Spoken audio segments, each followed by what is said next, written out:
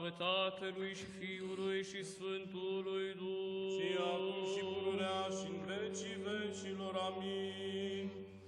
Bucură-te, ușa Domnului cea neumblată, bucură-te, zidul și acoperământul celor ce aleargă la tine.